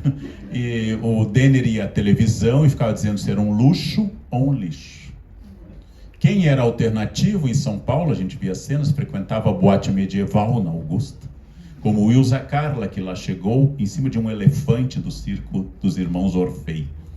Agora nós vamos distinguir a idade nessa plateia. E nós deveríamos aprender primeiro francês, porque era a língua da elegância, e todo mundo na minha família foi fazer aliança. Nós devíamos depois aprender espanhol, a partir da década de 80, porque era o Mercosul, o Tratado de Ouro Preto. O espanhol ia dominar os negócios. Surgiu o modelo Toyota, o livro Toyota, nós tínhamos aprendido japonês, o futuro é o Japão. Depois surgiu a China. E meus alunos me perguntam hoje, que língua estudar? Eu disse, português. Começa estudando. aprende a falar uma língua e depois você passa para a segunda, né? Que é muito triste não ter nenhuma língua dominada. Então, nós vivemos um mundo, a minha experiência ela é coletiva, mas ela é muito limitada. E claro, com a hipertrofia de identidade gaúcha, que é uma patologia muito específica, né? Os gaúchos consideram que estão... Assim, eu explico algumas coisas para quem não é do Rio Grande do Sul. Todas as culturas têm localismos e regionalismos exaltados. Mas vejam, por exemplo, o tomate é uma fruta domesticada no México. E no Rio Grande do Sul, o tomate grande é chamado de tomate gaúcho. O pequeno é chamado de tomate paulista. O melão é uma fruta que vem da Pérsia. No Rio Grande do Sul, o melão é chamado de melão gaúcho. As Casas Bahia prosperam em 26 estados, mas quebraram no Rio Grande do Sul. Por quê? A explicação, o nome, Casas Bahia. Não é casa daqui, da guria, da prenda, do piá, é Casa Bahia. Talvez a frase da minha mãe seja mais significativa. Quando ela veio a São Paulo a primeira vez, ela me disse, espantada na Liberdade, disse, mas bah, como o paulista fala cantado, tchê. Eu disse, isso é... O Rio Grande do Sul funde significado e significante, né? E quando eu disse para minha avó que Rio Grande do Sul e Rio de Janeiro usam a palavra aipim, metade do Brasil usa mandioca e o Nordeste usa macaxeira, minha avó lamentou porque eles não diziam o certo, que é aipim. Quer dizer, só os cariocas sabiam que o certo era aipim, né? Então, quando eu digo batata baroa, mandioquinha ou batata salsa, 3 nomes para o mesmo tubérculo, eu sei que são variantes regionais. Em alguns lugares é o certo e o errado. Então, a minha experiência ela é muito limitada, ela é muito provinciana no início. E depois eu não toquei nisso. Durante 20 anos eu fui guia de viagens da elite brasileira para o exterior. Isso explica por que eu fui 16 vezes à Índia, 14 vezes à China, 2 vezes ao Butão, por que eu fui a Papua Nova Guiné, por que eu fui às Ilhas Guam, por que eu fui a lugares que quase ninguém vai, porque eu ganhava com isso, né? E gostei muito disso. E aí descobri muito do mundo, descobri bastante do mundo e tive uma experiência muito rica a esse respeito. Mas era para encerrar e eu baixou o Exu falador e eu não parei. Ô, Leandro, muito obrigada. Eu acho que todos nós estamos encantados. Foi uma tarde adorável.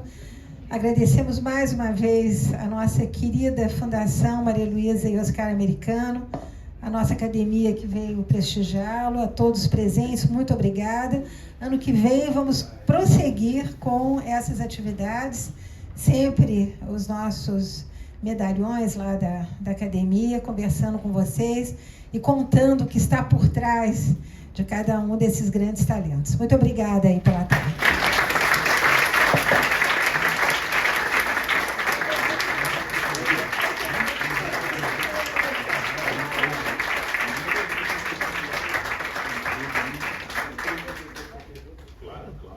Então, queria agradecer, né? Maravilhosa nessa tarde, esse encontro, né, de vocês. E queria saber se o público quer fazer alguma pergunta, né, que gostaria de se manifestar. Eu tenho uma só. Você fazer as coisas em paralelo, porque se somar tudo que você fez ao longo de todos os anos que você fez, dá um pouco mais do que a sua idade. Que é bastante, né, Nicolas? 60 anos. Esse ano cheguei à fila preferencial. Para meu desespero, ela é a maior do aeroporto. Experimenta em free shop de aeroporto.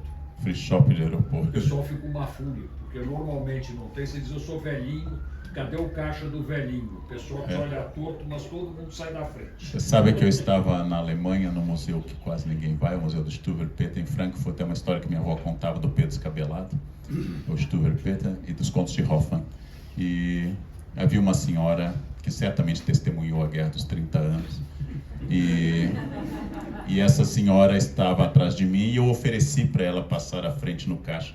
Eu fui insultado com palavras do alto alemão que eu nunca tinha ouvido. Eu não sabia que não existia preferência na Europa.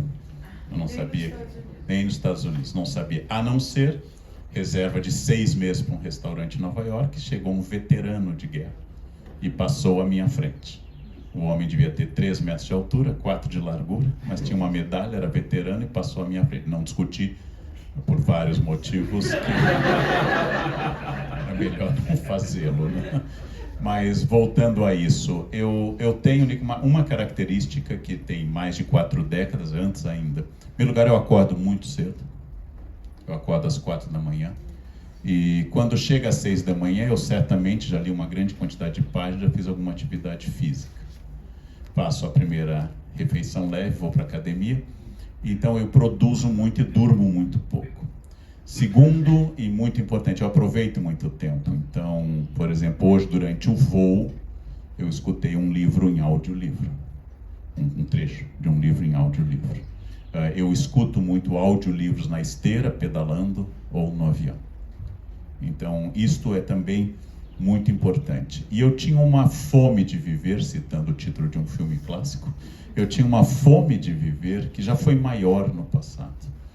Eu queria fazer todas as coisas. Quando eu e a nossa amiga em comum, Janice, e a Carolina fomos a Viena, chegamos ao hotel, eu acordei como sempre com o albor da aurora e elas não saíam do quarto. Então eu fui andar pelo Danúbio, aí achei o Museu de História da Arte, fui ver quadros de Klimt, voltei, elas ainda dormiam, tomei café, fui até a ópera, conheci a ópera, voltei, elas estavam ainda dormiam. Aí quando elas acordaram, vocês estão dormindo em euro. Não é possível dormir em euro. Dormir, você dorme em casa. Ou como dizia o Jimi Hendrix, vou descansar no meu túmulo, né? Eu tinha uma vontade muito grande de fazer coisas. Então, hoje eu não tenho mais. E eu acho que há um momento da minha vida que isso muda, que era assim. Eu li O Príncipe no ensino médio, depois li na faculdade em História Política. Aí me disseram, não, o bom de Maquiavel é a Mandrágora, é a peça. Então, fui ler a Mandrágora, conheci a história de Lucrécia e assim por diante. Dizendo, não, Maquiavel aparece mesmo na história de Florença. Então fui ler a história de Florença, traduzida. Depois me disseram, não, seus comentários sobre as décadas de Tito Livio é que definem o pensamento de Maquiavel.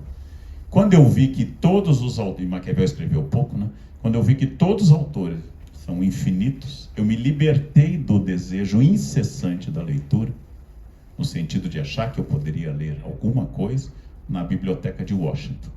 Quando eu perguntei para a mulher o que tinha sobre Shakespeare, na biblioteca de Washington, meu autor preferido, e ela me mostrou um corredor que eu não vi o fim, e que se eu me dedicasse a 18 horas de leitura, eu talvez vencesse os 4 primeiros armários daquilo. Então eu fiquei tranquilo, não importa o que eu faço. Eu tive uma sensação similar ao que os religiosos têm com a graça de Deus. Assim, não importa, ela é eficiente.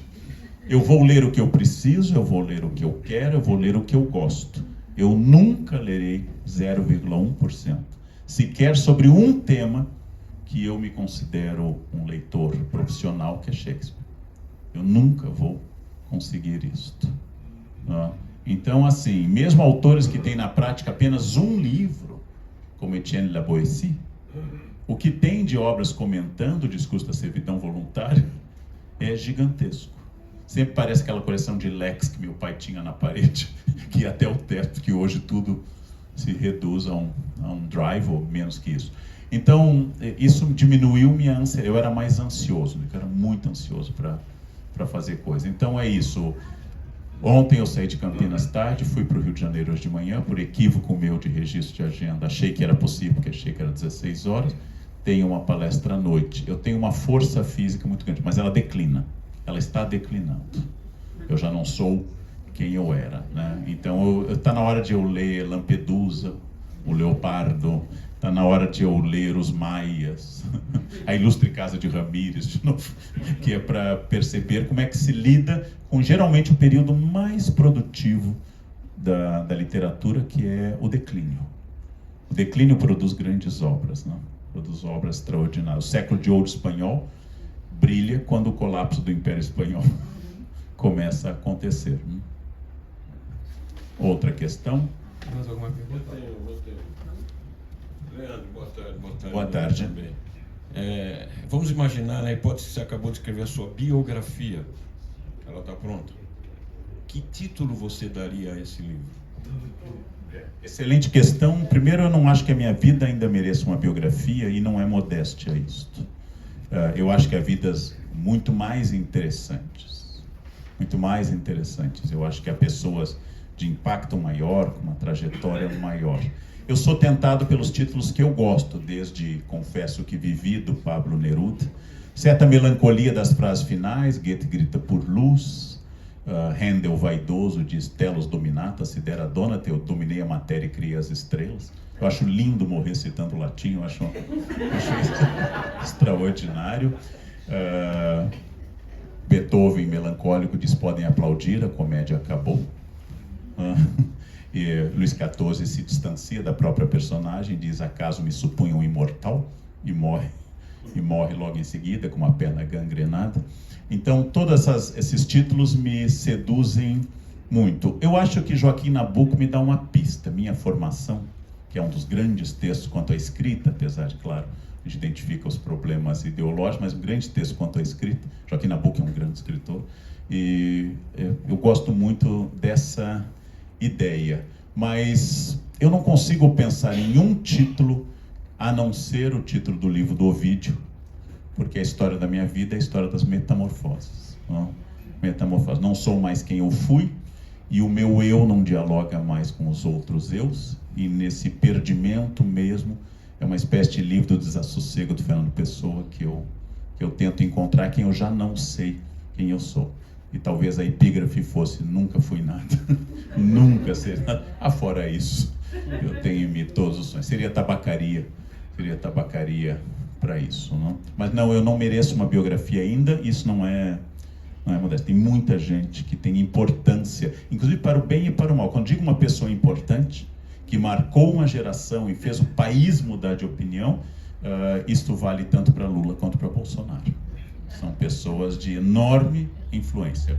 Joachim Fest fez uma biografia de Hitler, John Toland fez outra biografia de Hitler, e são pessoas biografáveis, como o exemplo de alguém que mudou por completo a história. A história nunca consegue deixar de se seduzir pelo fato individual.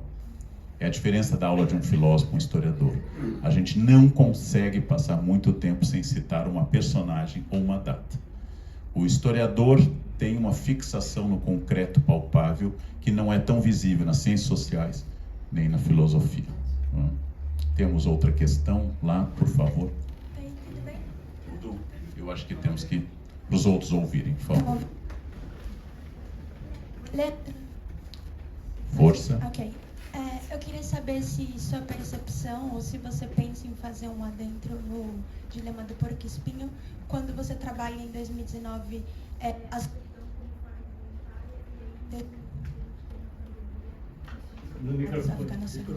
Como eu sou professor, eu entendi. Em 2019, dilema, 2020, a pandemia, e se eu pretendo fazer uma atualização desses conceitos do dilema. Sim, a pandemia nos trouxe muitas questões. Você deve lembrar que para a classe média, o início da pandemia foi muito cheio de boas vibrações. Todo mundo passou a fazer pão integral em casa. Houve um esgotamento das máquinas de pão italianas. Eu estou descrevendo um fato, faltou fermento no mercado, muita gente estudando línguas e botando vídeos do seu curso de pilates ou de yoga. Depois passou e nós estávamos trancados com instituições normativas, como diria Foucault, né? E estávamos numa família com escola e trabalho, mais carboidratos e álcool. E essa junção é muito difícil, né? A escola é o lugar que as crianças descansam da família e a família é o lugar que elas descansam da escola. E a junção de tudo isso foi terrível. Outra descoberta, os jovens inclinados à tecnologia foram um desastre no aprendizado à distância. Eles odiaram, surge uma nova indisciplina, que é desligar a câmera, é um novo tipo de indisciplina. Uma repórter me perguntou, a escola vai enfrentar o coronavírus? Ela nunca enfrentou piolho, como é que ela vai enfrentar o coronavírus? É claro que eu não tenho lugar de fala para falar de piolho, mas a escola nunca enfrentou um inseto visível. Né? Agora estamos na era do percevejo, de punaise de lit, do percevejo de cama, que está restaurando o nosso medo. Então, eu acho que teríamos que atualizar. E os nossos medos, como eles são fagocitados pelo cotidiano.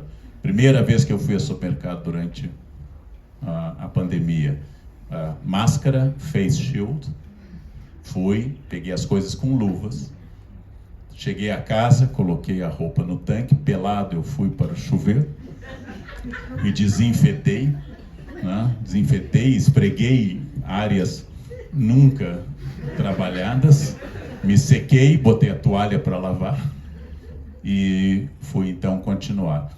Tal como criança, nasce o primeiro filho, cai o bico no chão, ferve, o segundo filho lava, o terceiro esfrega na saia e mete na boca, e essa é a criança que sobrevive, em geral, essa é a que tem. Isso, eu acho que o medo pode ser muito fagocitado. E os estrangeiros me perguntam como é que a gente vive no Brasil. Eu não tenho uma resposta clara para isso, né? Só sei, como diria, só sei que foi assim, né? Só sei que é desse jeito, né? Mas mereceria, né? Eu estou escrevendo, está pronto um livro de crônicas do Estadão, que será o volume 4, que vai sair em janeiro pela Planeta, e comecei a escrever um livro sobre um sentimento que eu acho que nos domina hoje e que eu quero me empenhar muito, que é sobre ressentimento. Eu acho que nós vivemos a era do ressentimento. Essa é a grande era do ressentimento. Eu não apenas tenho inveja, que é um elemento clássico que está na Bíblia, mas é a inveja da pessoa de bem, que é o filho mais velho do filho pródigo, né? Não é o filho pródigo que volta perdoado pelo pai, na parábola de Lucas, é o filho que ficou com o pai, que é um cidadão de bem. Eu fiquei aqui. Como é que você dá festa para ele? É essa dor da pessoa de bem que eu quero analisar. O ressentimento de quem não rouba, o ressentimento de quem leva uma vida honesta e se consome com o êxito e o sucesso alheio. Eu quero trabalhar uma história do ressentimento. Já existem bons livros, inclusive teóricos como Maria Rita Keller fez um texto sobre o ressentimento.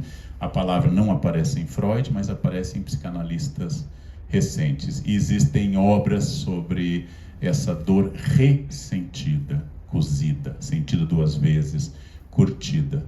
E no Brasil esse é um sentimento ainda mais forte, porque um carro de luxo nos Estados Unidos suscita o desejo de posse. Eu quero ter o carro que o outro tem. E no Brasil suscita o desejo de ataque, né? Deve estar roubando para ter esse carro. Nós não valorizamos sucessos em geral. É isso.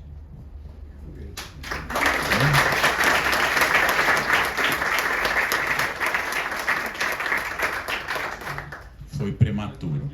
Foi prematuro. É bem rapidinho. Como você vê num momento que as pessoas mal leem, os maiores, tirando você, lógico, os grandes influencers, para onde você acha que a gente está indo? Existe um sentimento, a sua questão é muito importante. Temos que separar um sentimento. Todas as gerações consideraram que a geração passada estudou mais, leu mais e tinha gostos mais refinados. A ideia de degeneração é uma das ideias mais constantes na história ocidental. Há um texto de Atenas em que as pessoas lamentam que os jovens do século V não são mais, antes de Cristo, como eles eram na Atenas arcaica. Os grandes historiadores romanos, todos lamentaram que os homens de ferro da República tivessem dado origem aos homens decadentes e mimados do Império. Quando se diz que Roma não foi assassinada, mas morreu de velhice, há uma das explicações, são mais de 200 explicações para a queda de Roma, é a falta de amor à pátria, de leitura e de gostos decadentes e extravagantes. A expressão latina mundus senescit, o mundo está envelhecendo, ela é uma constante. Meu pai nos acusava de não ler tanto quanto ele leu. E certa feita, meu avô acusou meu pai de não ler tanto como eles leram. Na verdade, nós achamos assim, talvez seus filhos e netos vão dizer, na nossa época a gente lia Twitter, Tinha quase 4 linhas. Vocês hoje não leem nem isso. Eu tenho que distinguir o seguinte: não há queda visível de desinteresse. O que ocorre hoje é uma outra questão. A cultura é mais visual do que escrita. Ela é mais curta do que analítica, ela é mais sintética do que analítica. Meus alunos da Unicamp não decaíram em inteligência nas 2 décadas que eu os acompanhei. Decaíram em capacidade de foco. E decaíram porque a arma do celular é uma arma que torna todo mundo portador de TDAH. E quem já tinha aí é um desespero. Temos que jogar Ritalina no Guarapiranga e na Billings. Temos que jogar Vence na água de São Paulo para as pessoas, porque está muito difícil alguém dirigir sem olhar o celular. Então essa é uma característica. Agora, se você lembrar que quando Nair de Tefé, primeira-dama casada com Hermes da Fonseca, nosso presidente de 10 a 14, dançou danças populares no seu casamento, isso causou escândalo em toda a elite, inclusive de um liberal como João do Rio.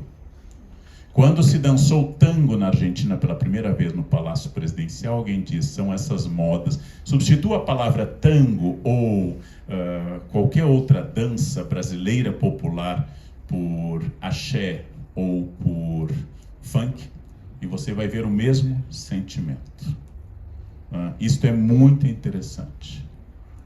Nós sempre achamos que a cultura do outro ela é pior. Existe uma riqueza imensa nessa cultura, inclusive periférica. Eu entrevistei, por exemplo, um pensador de nome, somos homônimos, ou como se diz em São Paulo, xará, e nós falamos muito, que foi o Emicida. Ele é absolutamente um pensador, um intelectual. Talvez ele não saiba distinguir grego jônio de grego ático. Talvez ele não saiba distinguir, mas convenhamos que praticamente ninguém sabe. Então, o que acontece? Surge uma nova cultura. O que eu acho mais grave do que a imersão de formas populares e erotizadas, claro, é o fato de que a escola hoje não tem nenhum interesse para os jovens. Nenhum. Zero. Havia alunos entediados em 1950, mas hoje é pior. A escola ensina coisas que não têm validade. E aquilo que tem validade, que é a tecnologia, o aluno sabe mais do que o professor. A escola é um colapso epistemológico. As escolas brilhantes, com professores brilhantes que fazem aulas dinâmicas, vão sustentar essa septicemia. As outras já entraram em colapso. As escolas vão virar muito cedo reformatórios de pessoas problema. E não apenas porque os alunos são rebeldes, porque eles são entediados, melancólicos, têm bilis negra, sofrem de um blasé profundo. A escola não consegue dar conta disso, só excepcionalmente. Isso me preocupa mais, porque as pessoas estão falando de ensino à distância, de educação em casa e assim por diante. Eu, que sou da área de humanas, não poderia educar uma pessoa em 5 ou 6 disciplinas. Não teria como, eu imagino como pessoas sem formação acadêmica e didática poderiam ensinar história, biologia, química e física. Então, isso me preocupa mais. A vitalidade da cultura é muito grande e bastam pequenas ações. Vou dar um exemplo, que eu sou conselheiro da USESP. Enquanto o metrô não tinha acesso à Sala São Paulo, nós tínhamos um público, quase todo ele de pouco colágeno e com boas memórias do 4º. Quase todo o público era assim. O metrô tem acesso à Sala São Paulo, mudou o público completamente. E como é que eu percebo isso? Batem palma no meio dos movimentos. Surgiu um público novo. E a minha reação é estar alegre, porque não me irrita tanto. Aliás, batem palma em qualquer fermata, em qualquer pausa longa, eles batem palmas aí. Então, no Teatro Municipal, onde esse acesso é mais popular, junto ao amigo meu também, Tamara Adelaide, o maestro Roberto Minchuk, lá eles batem palma e o maestro se vira e agradece, porque nós temos que formar uma nova geração de ouvintes. Então, não me preocupa tanto um hábito recente, estou dizendo recente porque não era assim para a Palestrina, de não bater em palma nos meios dos movimentos. Nós temos que nos preocupar com isso. O historiador ensina que não há tradições imutáveis. A noiva que casa de branco é uma inovadora, porque mais tempo as noivas casaram com a sua melhor roupa do que casam de branco. Possivelmente foi uma nobre brasileira, que acho que foi você que uma vez identificou, e a rainha Vitória, que casou de branco, porque ela era baixinha, muito baixinha, e para ser distinguida pelos seguranças. Ela usava uma roupa que ninguém usaria, que é uma roupa de luto, é a roupa da morte, da falta de cor. Os chineses se casam de vermelho, que é a roupa da vida, é a roupa do sangue. O branco é a cor do luto na Índia e na China, ou seja, a maior parte da humanidade. Mas eu gosto da tradição. A tradição é a noiva de branco, muito recente essa tradição. E claro, sem poder simbólico hoje. Os jovens não sabem, mas branco era o sinal da virgindade. Os jovens procurem no Google esses valores e vão descobrir que já houve um momento que isso era um valor. Então essas questões é que o historiador trata. As tradições são inventadas, como diz um clássico coletânea do Hobsbawm. Kilt, escocês. A saia escocesa, segundo o texto Hobsbawm, foi inventado por um inglês para trabalho na fábrica dos escoceses, que usavam mantas muito compridas, e ele mandou enrolar, fazendo o tradicional kilt que está na alma da Escócia, e assim por diante. Né? Então é isso, as nossas tradições são inventadas. Não quer dizer que elas são falsas, elas são inventadas. E eu tenho que ser dinâmico. Agora, é muito mais difícil dar aula hoje para o ensino médio fundamental do que há 10 anos, e vai piorar. Ouçam o tio, vai piorar, gente. E a escola vai ter que se reinventar ou ela vai perder relevância por completo. E as escolas não estão conseguindo acompanhar isto. O que nós vimos aqui? Vários elementos nascidos da nossa tradição, minha e da Mary, da escola. Mas isso é uma exceção dentro da bolha de um pecado. Nós somos judeus, racídicos, ortodoxos, que gostam de salsinha crespa. Quer dizer, é muito específico. É muito específico isso.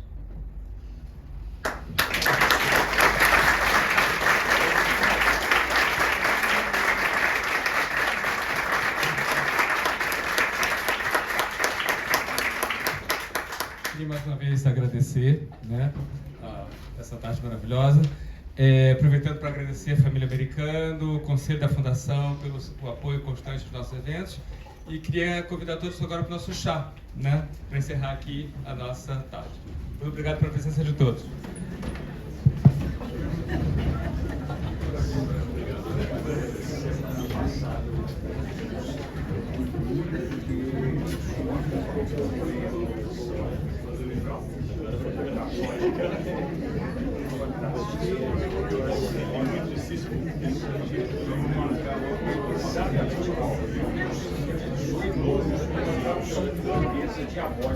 Aí eu li em francês. E essa eu em seguida peguei o mundo e tem muita coisa na ideia.